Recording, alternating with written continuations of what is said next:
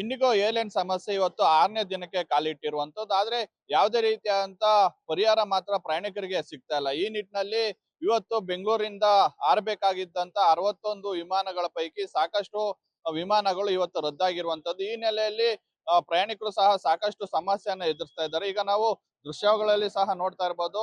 ಕಳೆದ 4-5 ದಿನಗಳಿಂದ ಏನಿದೆ ಆ ಕ್ರೌಡ್ ಇಲ್ಲದೆ ಇರ್ಬೋದು. ಆದ್ರೆ ಪ್ರಯಾಣಿಕರಿಗೆ ಮಾತ್ರ ಗೊಂದಲದ ವಾತಾವರಣ ಹಾಗೆ ಇದೆ.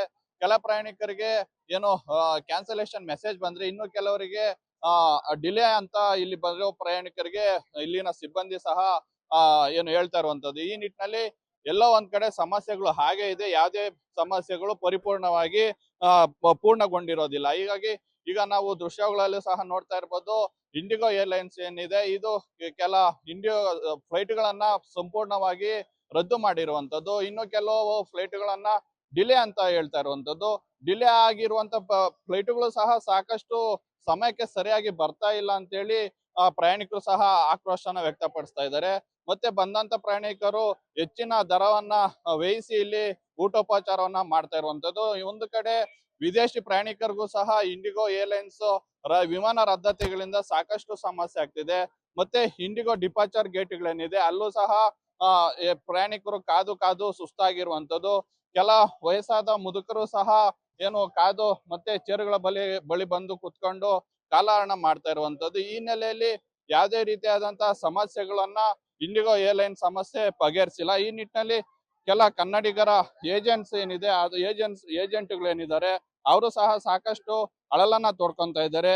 ಏನು ಪ್ರಯಾಣಿಕರಿಗೆ ಟಿಕೆಟ್ ಕೊಡಿಸಿದಂತ ಏಜೆನ್ಸಿಗಳು ಸಹ ಸಮಯಕ್ಕೆ ಸರಿಯಾಗಿ ಫ್ಲೈಟ್ಗೆ ಬರ್ತಾ ಇಲ್ಲ ಅಂತ ಹೇಳಿ ತಮ್ಮ ಆಕ್ರೋಶವನ್ನ ಮತ್ತೆ ಸಮಸ್ಯೆಯನ್ನ ಹೇಳ್ಕೊಳ್ತಾ ಇದ್ದಾರೆ. ಈಗ ನಮ್ ಜೊತೆ ಅವರೇ ಇದ್ದಾರೆ, ಅವ್ರನ್ನೇ ಮಾತಾಡಿಸ್ತಾ ಹೋಗ್ತೇನೆ.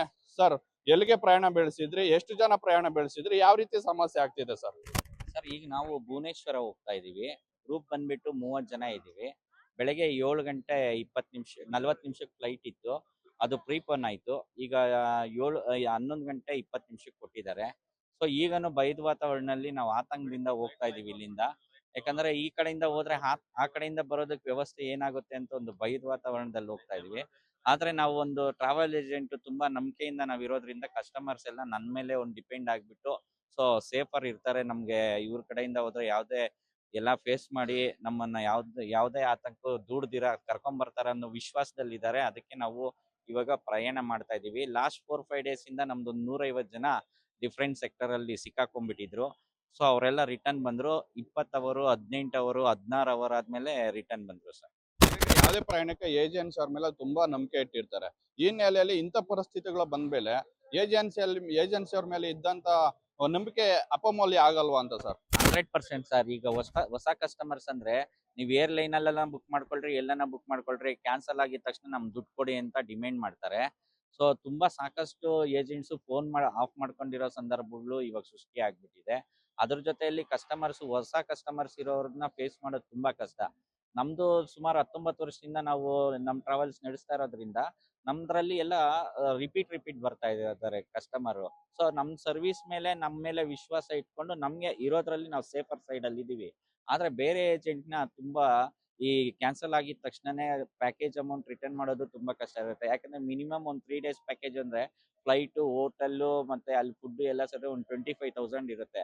25,000 ಇಂಟು 30 ಮೆಂಬರ್ ಕ್ಯಾನ್ಸಲ್ ಆಯ್ತು ಅಂದ್ರೆ ಇಮಿಡಿಯೇಟ್ 7.5 ಲ್ಯಾಕ್ ಕೊಡಿ ಅಂದ್ರೆ ಎಲ್ಲಿಂದ ತರಕಾಗುತ್ತೆ?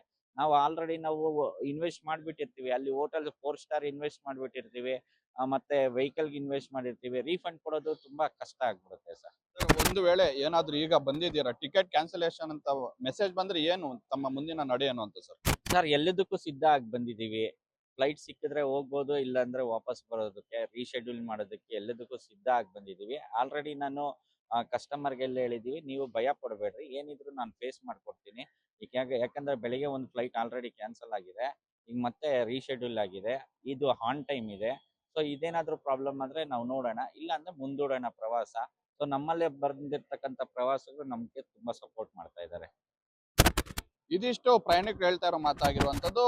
ಅಂದ್ರೆ ನಾವು ಏನು ಎಲ್ಲಿಗೆ ತಲುಪಬೇಕಂತ ನಿಶ್ಚಯ ಮಾಡ್ಕೊಂಡು ಬಂದಿದೀವಿ ಅಲ್ಲಿಗೆ ತಲುಪ್ತೀವಿ.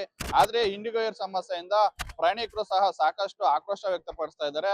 ಮತ್ತೆ ಏಜೆನ್ಸಿ ಅವ್ರಿಗೆ ಸಾಕಷ್ಟು ಸಮಸ್ಯೆ ಆಗ್ತಿದೆ ಅಂತೇಳಿ ಅಳಲನ್ನ ತೋಡ್ಕೊಂತ ಇರುವಂತದ್ದು. ಈ ನಿಟ್ಟಿನಲ್ಲಿ ಏರ್ಲೈನ್ ಸಮಸ್ಯೆ ಯಾವ ನಿರ್ಧಾರಕ್ಕೆ ಬರುತ್ತೆ, ಸಮಸ್ಯೆನ ಬಗೆಹರಿಸ್ಕೊಡುತ್ತಾ ಅನ್ನೋದನ್ನ ಇನ್ನಷ್ಟೇ ಕಾದು ನೋಡ್ಬೇಕಾಗಿರುವಂತದ್ದು. ಕ್ಯಾಮ್ರಾ ಪರ್ಸನ್ ರಮೇಶ್ ಜೊತೆ ಮಹೇಶ್ ಬ್ಯಾಮ್, ಗ್ಯಾರಂಟಿ ನ್ಯೂಸ್, ದೇವನಹಳ್ಳಿ.